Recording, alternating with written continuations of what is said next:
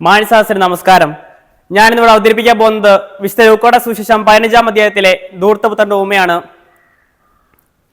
പിതാവേ, എനിക്ക് ഇവിടുത്തെ ജീവിതം മടുത്തു. ഞാൻ ദൂരദേശത്തേക്ക് പോവുക. എനിക്ക് അവകാശപ്പെട്ട എന്റെ സ്വത്ത് എനിക്ക് തരിക. മകനെ, നിനക്കിവിടെ ജീവിക്കാൻ എല്ലാം ഉണ്ട്. പിന്നെ എന്തിന് നീ ദൂരദേശത്തേക്ക് പോകുന്നു? എനിക്ക് സുഖിച്ച് ജീവിക്കണം. ഞാൻ ദൂരദേശത്തേക്ക് പോവുക. എനിക്ക് അവകാശപ്പെട്ട എന്റെ സ്വത്ത് എനിക്ക് തരിക.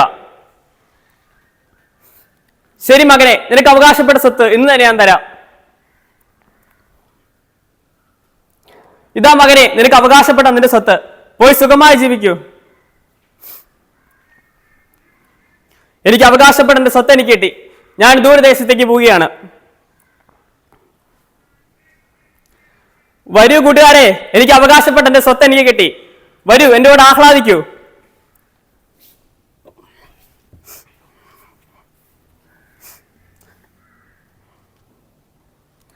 ഇത് നീ എടുത്തോ.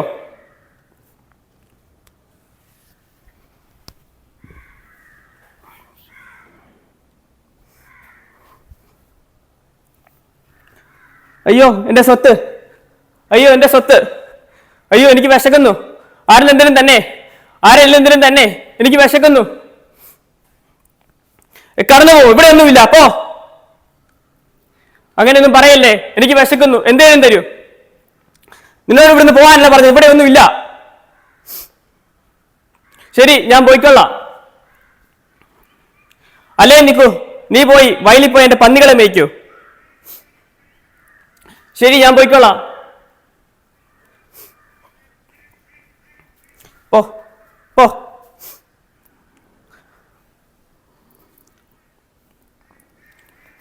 പന്നികൾ കൊടുക്കുന്ന തവിടെങ്കിലും കൊണ്ട് ജീവിക്കാമെന്ന് ഓർത്തു. ഇപ്പോൾ ഇതാ ഇവിടെ അതുപോലും ഇല്ലല്ലോ.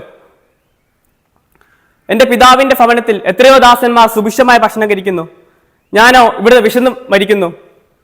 ഞാൻ എന്റെ പിതാവിന്റെ അടുത്തേക്ക് പോകും.